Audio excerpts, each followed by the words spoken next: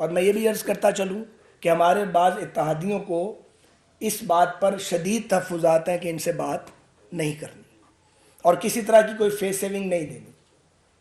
ٹھیک ہے، ہم یہ سمجھتے ہیں کہ مذاکرات کا عمل سیاست کا حصہ ہے، مذاکرات سے پیچیدہ مسائل کا حل نکلتا ہے. اگلے دن رانا ثناء اللہ صاحب نے بھی یہ بات کی ہے، کل ہی کی ہے بات، میں نے بھی کی ہے، اور بھی ہمارے ساتھی یہ سمجھتے ہیں. لیکن ہر بات کرنے کا کوئی سلیقہ ہے، اور اگر عمران خان صاحب سنجیدہ ہیں تو انہیں 2-3 باتیں سمجھ آ جانی چاہیے. ایک تو دھمکیاں، بہتان اور گالیاں اور مذاکرات اکٹھے نہیں چل سکتے، اس کے لیے مذاکرات کا ماحول بنانا پڑتا ہے. دوسرے یہ کہ مذاکرات ان کی ضرورت ہیں، ہماری نہیں ہے. تیسرے یہ کہ اگر وہ یہ سمجھتے ہیں یا ان کے بعد ساتھی کہ P D M, P M L N, Peoples Party اور ہمارے باقی جو اتحادی ساتھی ہیں وہ الیکشن سے ڈرتے ہیں، تو یہ خام خیالی نکال دیں. ہم نے کوئی پہلی بار الیکشن نہیں لڑنا ہے، ہم نے ساری زندگی یہی کام کیا ہے. سو اگر کوئی الیکشن آیا تو ضرور لڑا جائے گا. گزارش یہ ہے کہ ہم یہ سمجھتے ہیں کہ لارجر نیشنل انٹرسٹ میں ہم بات بھی کر سکتے ہیں، قدم بھی اٹھا سکتے ہیں اگر ہمارے اتحادیوں نے اجازت دی. لیکن ہمارا یہ سوچا سمجھا موقف ہے کہ اسمبلیاں قانون سازی کے لیے بنتی ہیں، گورننس کے لیے بنتی ہیں، توڑنے پھوڑنے کے لیے نہیں بنتی ہیں. ہر اسمبلی کو اپنی مدت پوری کرنی چاہیے، یہ ہمارا آج کا موقف نہیں ہے. تو 4 صوبوں کا حکمران اگر کوئی ایڈونچر کرنا چاہتا ہے تو کر لے، ہم نے راستے میں رکاوٹیں کھڑی نہیں کرنی. یہ وہ بھول جائیں کہ ہم ان کا بازو پکڑ لیں گے، انہیں روکنے کی کوشش کریں گے. توڑنا چاہتے ہیں تو توڑ لیں، ہم توڑنے کے عمل کا حصہ نہیں بنیں گے. ہم سمجھتے ہیں کہ اسمبلیاں توڑنا آسان عمل نہیں ہے، یہ لوگوں کے ووٹ اور لوگوں کے دیے ہوئے مینڈیٹ کا مذاق اڑانے کے مترادف ہے. یہ ملک اور قوم کا وقت، توانائی ضائع کرنے کے مترادف ہے. انتخابات وقت پر ہونے چاہیے، ٹرانسپیرنٹ ہونے چاہیے.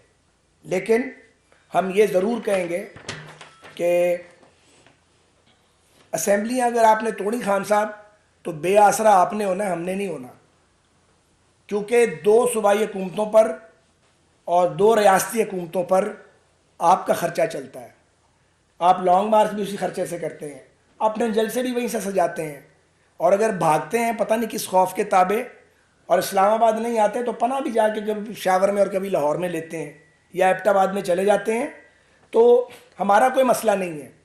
آپ اچھی طرح سوچ لیں، اگر آپ نے بات چیت کرنی ہے واقعتاً تو یہ ڈراوا دینے کی ضرورت نہیں ہے کوئی. پھر آپ باقاعدہ جو ایک طریقہ کار ہے سیاست میں آپ رابطہ کریں، ہم اس رابطے کو پی ڈی ایم کی ٹیبل پہ اور اتحادیوں کی ٹیبل پہ لے کے جائیں گے اور سنجیدہ بات کریں گے تو سنجیدہ جواب دیں گے.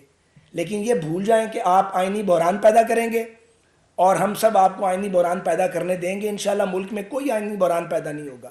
اگر یہ اسمبلیاں توڑیں گے تو جو اسمبلیاں ٹوٹیں گی آئین اور قانون کے مطابق کورس فالو کیا جائے گا.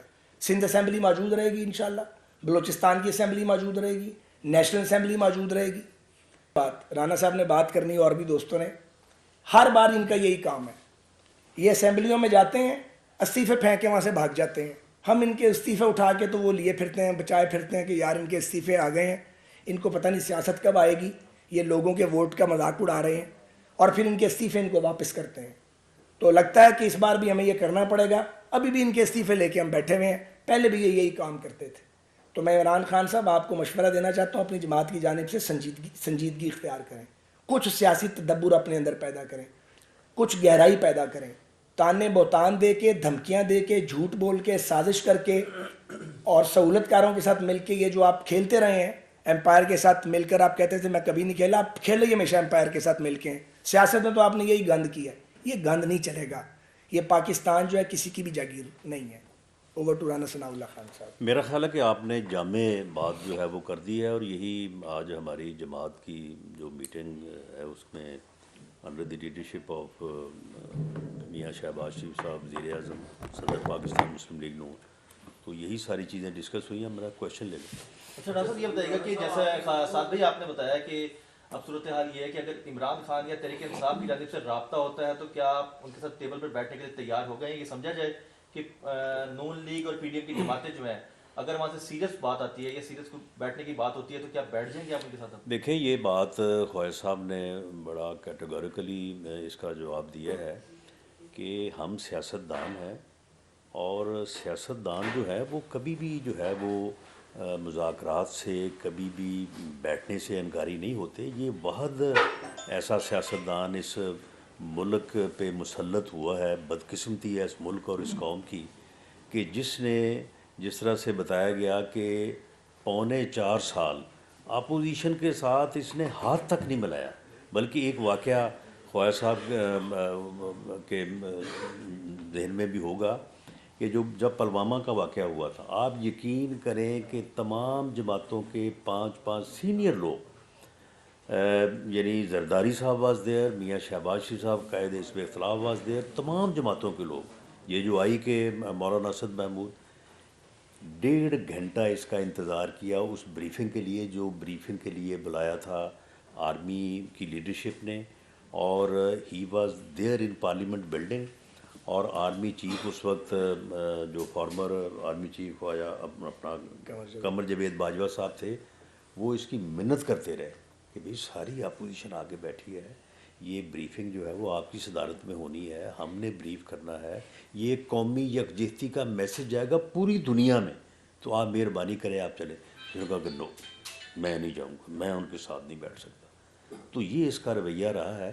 تو اس کے باوجود ہماری طرف سے یہ کہنا کہ یہ دھمکی امیز جو ہے نا وہ ہمیں جو ہے وہ مذاکرات کی آفر نہ کرے، اس نے دھمکیاں دے کے دیکھ لی ہے، یہ اسٹیبلشمنٹ سے دھمکیاں دے کے، ان کو بلیک میل کر کے، ان کو گالیاں دے کے ان سے الیکشن کی ڈیٹ لینا چاہتا تھا، نہیں لے سکا۔ اگر یہ انہی طور طریقوں سے ہم سے چاہتا ہے کہ مذاکرات کر کے کوئی ڈیٹ لے تو نہیں لے سکے گا۔ یہ جو ایک سیاسی طریقہ ہے اس کے مطابق یہ آئے، اور وہ معاملہ جو ہے وہ ہم پی ڈی ایم میں لے کے جائیں گے، اور پی ڈی ایم جو فیصلہ کرے گا اس کے مطابق جو ہے وہ